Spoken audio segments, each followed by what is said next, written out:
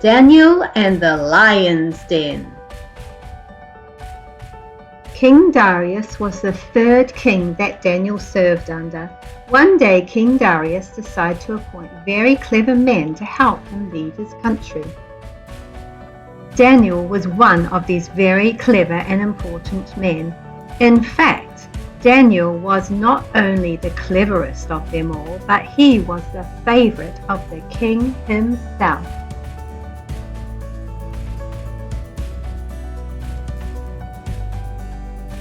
This made some of the other very important men very jealous, so they decided they wanted to get Daniel into trouble. But try as they might, they could find no fault in Daniel. So they schemed up a scheme. They knew Daniel loved the one true God and would never want to break any of his laws.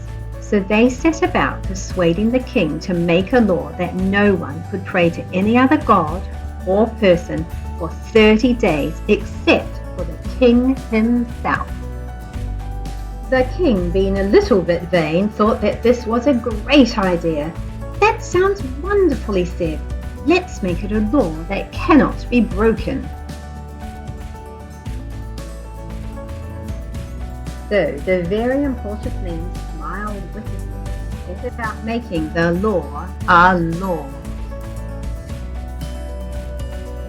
Now Daniel loved God more than anything else, and Daniel prayed to him, the one true God, 3 times a day, every single day, every day of the week. And even though there was now a law that said he couldn't, he wasn't about to pray to someone that wasn't God himself, and he wasn't about to stop praying to his most wonderful, amazing God above. So as usual, he went to his room and by his window began to pray. Aha! Just what the wicked and wicked men wanted him to do, and he was praying for all of them to see. As soon as they saw him, off they went to tell the king himself. "O King Darius, isn't there a law that says no one is to pray to any other god or person except for you?" The king nodded. "Yes, that is true." "Well," they explained, almost a bit too excitedly, "we have just caught someone breaking that law." "Well, off to the lion's den they need to go," said the king. "And, by the way, who was it?" When the king found out it was his favorite leader Daniel, he was very distressed. But what could he do? The law was a law, and there was no way to change it. The king sadly said, "May your God save you." So the wicked important men took Daniel to the lion's den and happily dropped him in. That night the poor king couldn't eat and he couldn't sleep because he was so upset. And as soon as it was morning, he got up and went straight to the lion's den.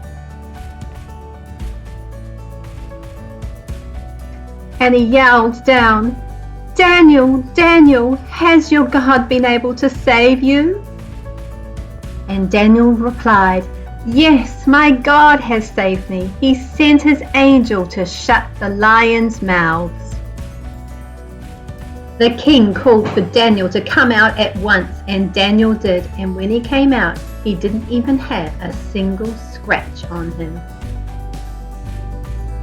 The king then ordered those wicked men to be thrown into the lion's den instead. And well, the lions must have been very hungry because they gobbled them up quite quickly indeed. The king then declared to everyone in all of his kingdom just how great and mighty Daniel's God was. And you know what? Daniel's God is our God, and he is still and forevermore will be the greatest and mightiest God of all.